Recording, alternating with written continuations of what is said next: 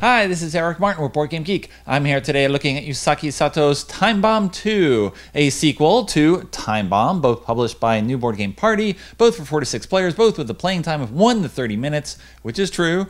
I've participated in a 1-minute game.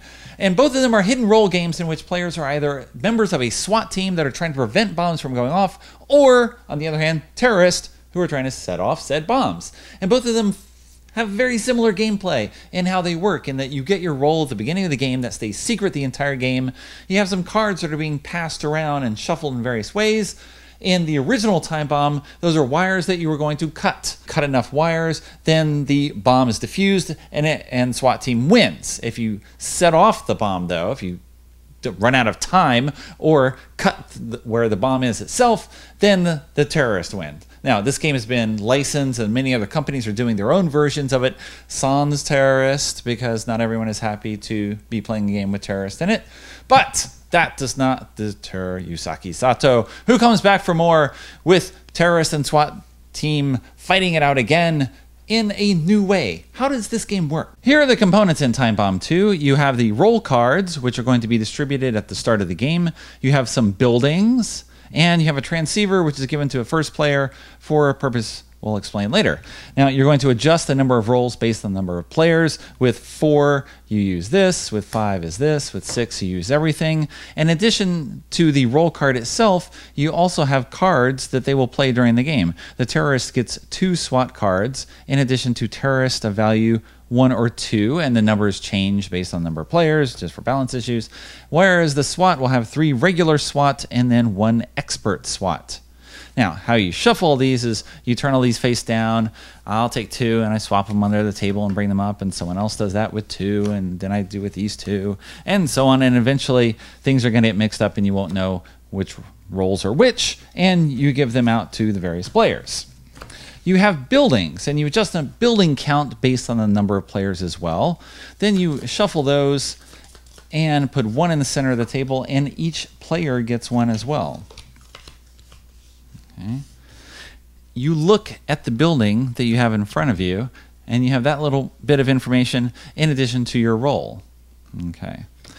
If you remember the SWAT, you are trying to find the 3 hideouts that are hidden, and if you do that, then you win the game. Okay. With 4 players, you only have 2 hideouts, so you adjust the game that way. On a turn, if I'm the start player, I'm going to pick one of my cards. And again, as a member of the SWAT, although people don't know that, I'm going to have 3 SWAT and 1 expert SWAT. And I take one of those cards and put it face down, either in front of my own building or in front of any other building that I want. Okay. And the next player is going to do the same, and the next player does the same. And eventually we're going to have 4 cards at a building. And as soon as that happens, you shuffle the cards so you don't know who played which cards, and then reveal them. Okay. And what you're doing now is considering the total value of the cards played. Each SWAT member is worth 0, expert SWAT is -1, terrorist is 1 or 2, depending on the number in the card. If you have a sum, in this case of 0, okay, well, then you have successfully entered the building. You had a terrorist in here, but this expert SWAT defused the activity from the terrorist, and you now enter the building and find, oh, it was a dummy hideout. It was just a ruse that the terrorists were trying to get you to waste your time on. Okay, well, now they're going to move around because you've done some activity, and they're going to try to hide again. So you take the buildings, shuffle them up, and again, give a building to anyone who does not have a face-up building in front of them. This stays face-up for the rest of the game. What about these cards? If you have a hand that is entirely SWAT, only SWAT members, they get right back to work. So you take the SWAT cards, you start with the player who has the transceiver, you give them a SWAT, you give them a SWAT, and each person gets a SWAT in order, and whoever first doesn't get a SWAT gets transceiver. They'll get a SWAT next time the SWAT cards are redistributed. However, if you have any non-SWAT card, and that includes expert SWAT, these cards are removed from the game, which can cause problems, because eventually you're going to run out of cards to play. And if you ever have a situation in which someone cannot play a card, then the game ends and the terrorist wins. The SWAT team has run out of time. All right, so I'll look at my card again. All right, and we keep going with whoever is next, playing cards there.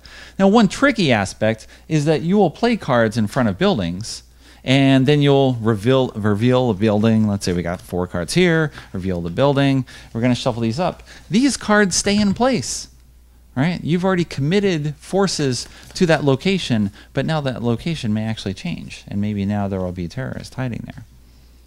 What are other situations that can come up?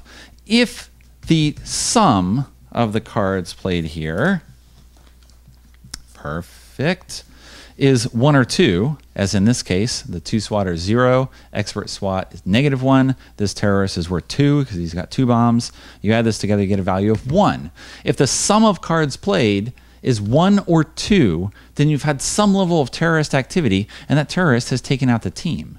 And these cards are removed from play, but the building itself stays untouched.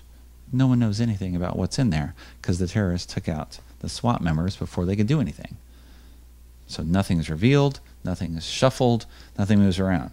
If the sum of a team is 3 or 4, right, 4 being the worst possible, then the team blows up and the building itself is revealed as well. Ah, hideout. Okay. Well, that'd be good to know, but now we've lost even more cards.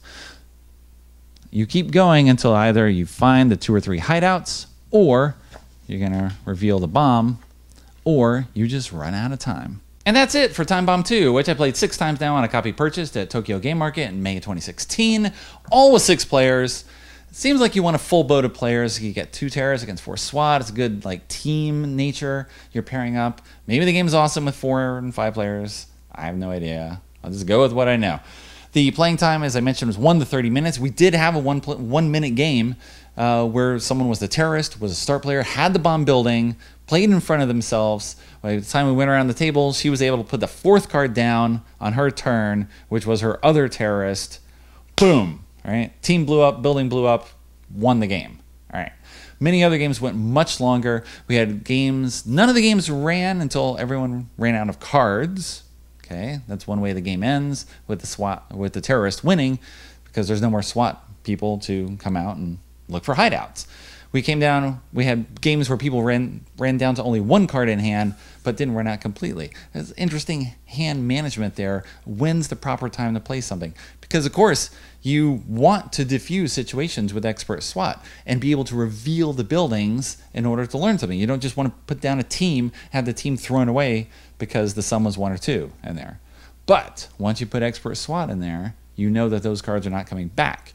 And if it was a 3 SWAT and you're expert SWAT, you just wasted a whole bunch of stuff for nothing, right?